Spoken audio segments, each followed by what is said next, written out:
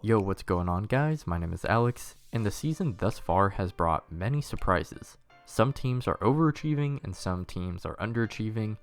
There are also situations where star players are joining new teams and showing huge signs of potential, and some are not doing so well. In this video, I wanted to discuss 5 things that have surprised me so far about the season. Now, there's definitely more than 5, but these are the 5 that just came to me first. With that out of the way, let's get started. So the first thing that surprised me this season are the Utah Jazz. How in the hell are they winning these games? The plan for this team in the beginning was to tank for Victor Wembanyama, but so far the Jazz have done a horrible job at tanking. The crazy part about it as well is that they've beaten some pretty good teams. They did beat the Rockets, but other than that, they won against the Nuggets, the Timberwolves, the Grizzlies, and the Pelicans. These are games that they're supposed to lose, yet they are still 5-2 to start the season. All of these games were really close, so they could have lost, but then that begs the question, why did they even win those games since they want to lose? What has made this team so dangerous thus far is their passing and three-point shooting. Because there aren't really any stars on this team, the offense is structured that anyone can score, and when the team has a bunch of shooters like Jordan Clarkson, Kelly Olynyk, Malik Beasley, and Mike Conley, the ball will always find the open man. Although he hasn't shot the 3-ball well, Lauri Markkanen looks like a most improved player candidate as well, averaging 21 points, 9 rebounds, and 3 assists per game. It is extremely surprising that they have a 5-2 record so far, but I don't expect this to continue, and I could see guys like Conley and Clarkson getting traded for more assets and to help the Jazz lose some more games. For now though, the Jazz are actually a fun team to watch because it's actually surprising to see them compete at a pretty high level. The second thing that surprised me is the lack of playing time that Kawhi has been playing to start the season. So Kawhi is back playing, however, he's only played in 2 games as I'm recording this, and even in those 2 games, he was only playing 21 minutes per game and he was coming off the bench. Other than those 2 games he hasn't played, and it's surprising because you would think with plenty more than a year off to recover from his ACL injury, he would be ready to go.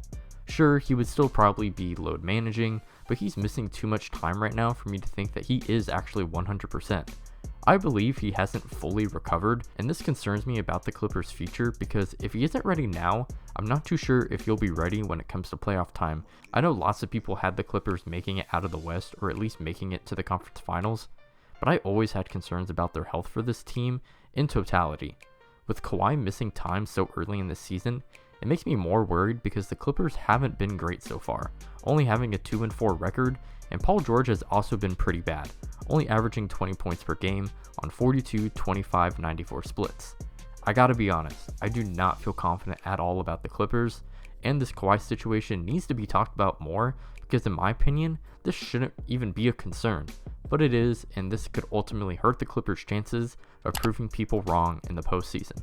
For my third surprise of the season, Trae Young and DeJounte Murray are actually fitting pretty nicely along one another. So I had some doubts about a backcourt of Murray and Trae simply because I wasn't too sure how Murray's lack of 3-point consistency and how Trae and Murray would play off each other would work in the grand scheme of things, and so far it hasn't really been a problem. Murray's averaging 20 points, 6 rebounds, 7 assists, and 2 steals a game on 45, 38, 83 splits. Murray has been able to keep the production that he was able to provide in San Antonio to Atlanta because of the way the Hawks have been playing by letting Murray and Trae Young kind of take turns running the team.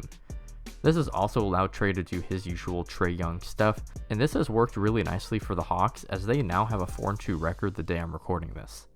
Granted, the teams that they have beat are not too good, like the Rockets, Hornets, and they beat the Pistons twice, but the fit seems to work. I still think the Hawks will be around that 7-8 seed in the East, so it makes sense why they're losing to teams like the Bucks and the Pelicans, but with a better fit than I originally thought, I wouldn't be surprised if they potentially exceed my expectations and maybe get around that 5-6 seed. For my fourth surprise of the season, it's how well the Cavaliers have started off their season. So Garland got injured in the first game and hasn't played since, and although this team has a lot of talent, they still just acquired Donovan Mitchell in the offseason, so I thought it would take some time for them to actually take off. However, Mitchell has came in and probably had one of the best stretches of basketball in his career in quite some time. So far in 6 games, he has averaged 32 points, 7 assists, 4 rebounds on 49, 45, and 85 splits. With Garland out, Mitchell has been playing the point guard position and he's been really good.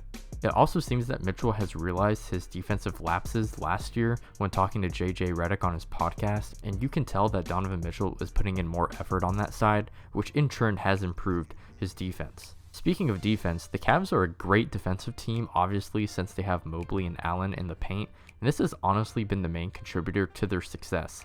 They give up the second least amount of points in the NBA, and this has helped them quote-unquote stay afloat while Garland is gone. Once Garland is back, there will still be an adjustment period with a healthy team, but with how they've been playing on defense, this could help them still win games while they try to figure it out on the offensive end, which in my opinion still won't take all that much time. And I think the Cavaliers are going to actually surprise a lot of people and maybe even get to that 5th seed over the Nets. For my 5th and final surprise, I'm actually surprised at how poorly the Heat have played thus far.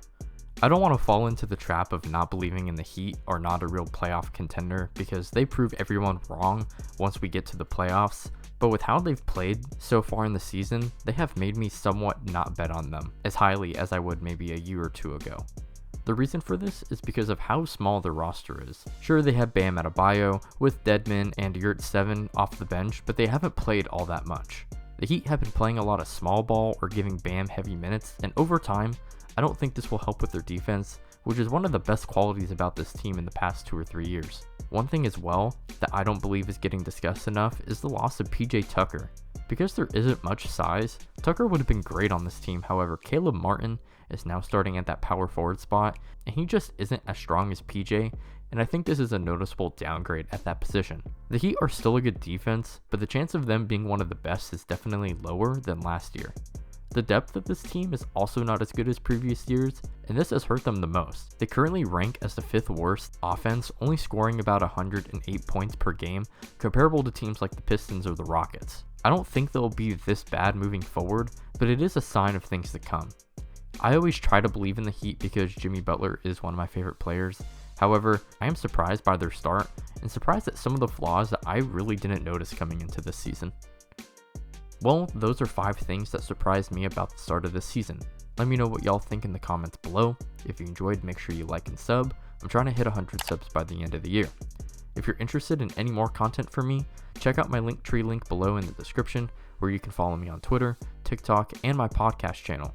You can also watch this video where I give my 5 overreactions to the start of the season.